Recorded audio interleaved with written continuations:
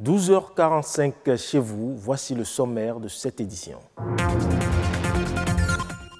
Réforme foncière pour vous et moi, c'est le titre d'un nouvel ouvrage sur le nouveau code foncier et domanial désormais disponible en République du Bénin.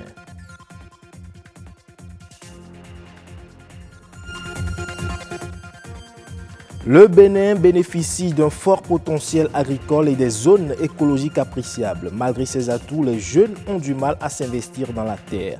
Qu'est-ce qui peut expliquer ce désintéressement? Élément de réponse dans un instant. C'est un tubercule vendu dans presque tous les marchés du Bénin, mais dont la production au Bénin n'arrive pas à couvrir l'ensemble de la demande sur le marché local.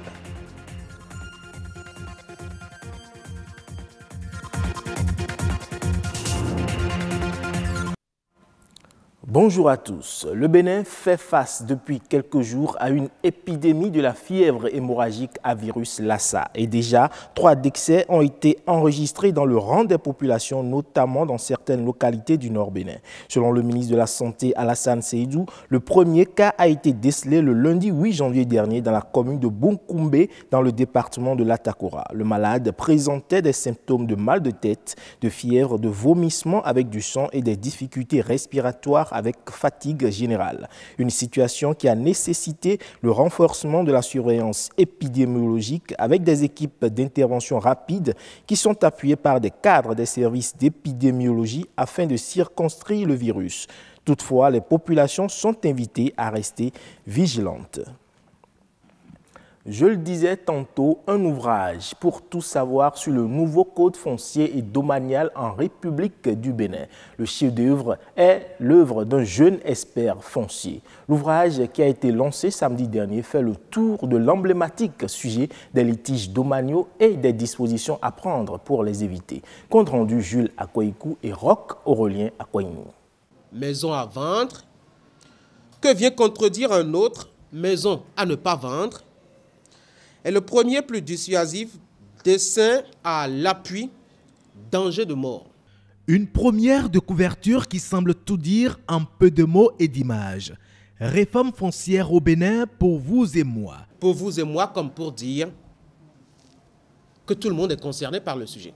À travers cet ouvrage de 80 pages, l'auteur fait une incursion dans un délicat univers problématique, les litiges domaniaux. L'ouvrage, en 4 chapitres, présente de façon succincte l'essentiel du volumineux code foncier. Nous n'avons pas affaire ici à du copier-coller. Si vous pouvez, en 1 heure ou 2, 3 heures de temps, en une nuit, vous enfermer et lire le bouquin, ce sera vraiment intéressant. Mais vous pouvez aller directement donc à ce qui vous concerne ou concerne peut-être votre dossier que vous aviez déposé quelque part pour acquérir votre titre de propriété sur une parcelle, pour rapidement prendre connaissance, afin que les faux frais que les gens créent ça et là ne vous incombent pas ou ne vous tombent pas sur la tête.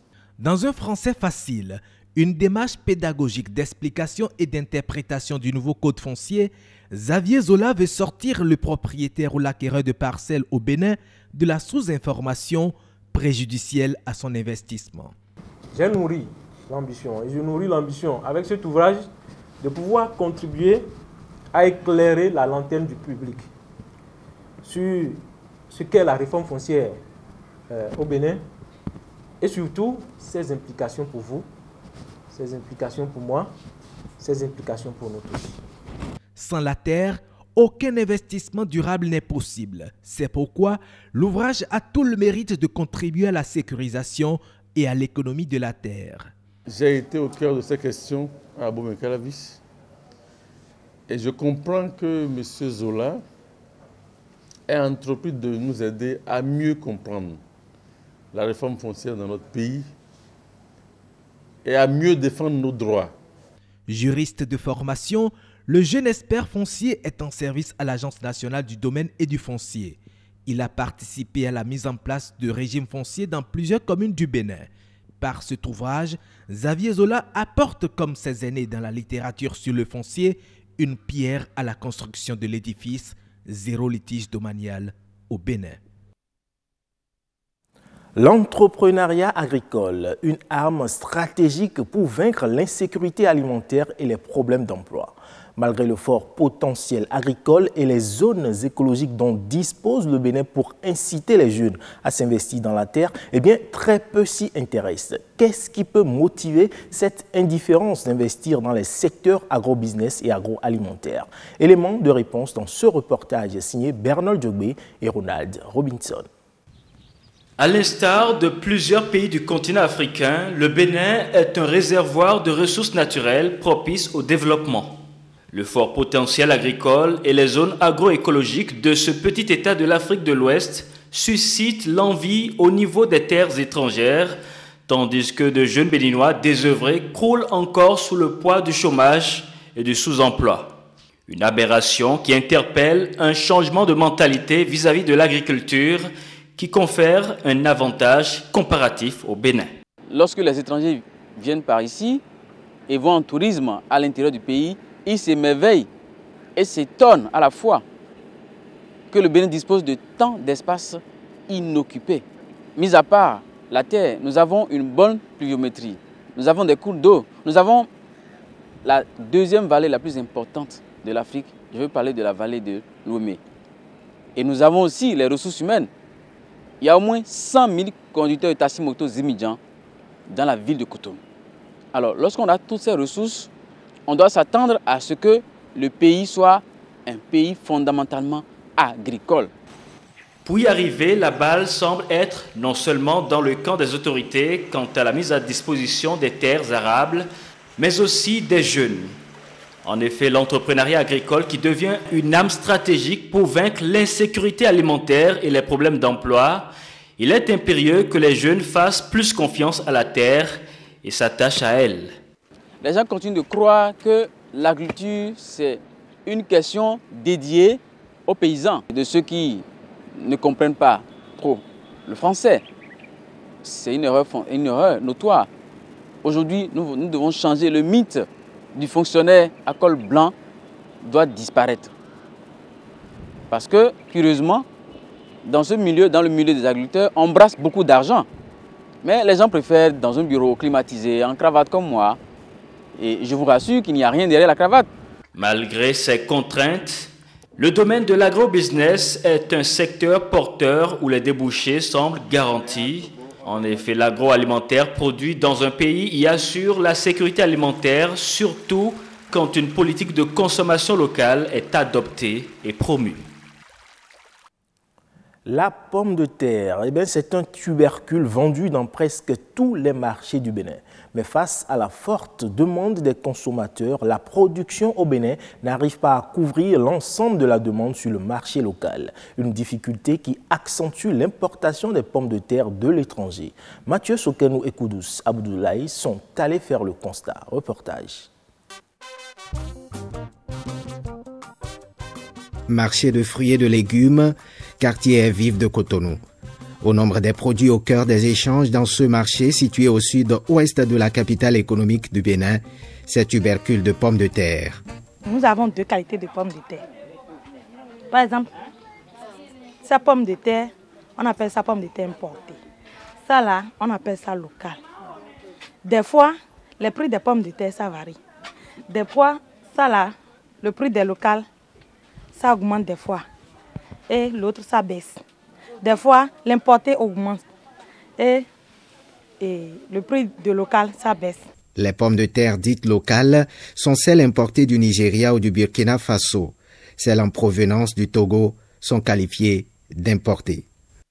En ces temps-ci maintenant, on achète le sac de 25 kg à 16 000 francs le sac. À 16 000 francs le sac. Normalement, nous vendons le kilo à 800 francs. Ne consomme pas les pommes de terre qui veut au Bénin, mais plutôt qui en a les moyens. Karimama, qui détient le record de la production nationale, a récolté 900 tonnes de pommes de terre en 2012. Une production comparée à une goutte d'eau au regard de la taille du marché béninois. Pour le moment, on n'a pas encore vendu les pommes de terre qui sont produites au Bénin. Bon, nous-mêmes, on ne sait pas. Par exemple, ça, là, l'importé, ça vient de Lomé. Les grossistes partent à Lomé pour acheter, pour nous vendre ça. Et nous, on revend ça. Local, c'est au Nigeria, on achète ça. Nous, on achète ça chez les grossistes. La situation est la même dans les autres marchés de Cotonou. Ici à Ganri, les tubercules de pommes de terre vendus ne sont pas produits au Bénin. L'importé, le kilo à 700, le local, le kilo à 800. Donc comparativement, les deux sont pratiquement. Mais au Bénin, les agriculteurs produisent la pomme de terre au Malanville. Il n'y a pas ça suffisamment sur le marché. Il n'y a que l'importé et celui de Nigeria qui est sur le marché, presque tout le Bénin entier. C'est l'importé et le Nigeria qui couvre.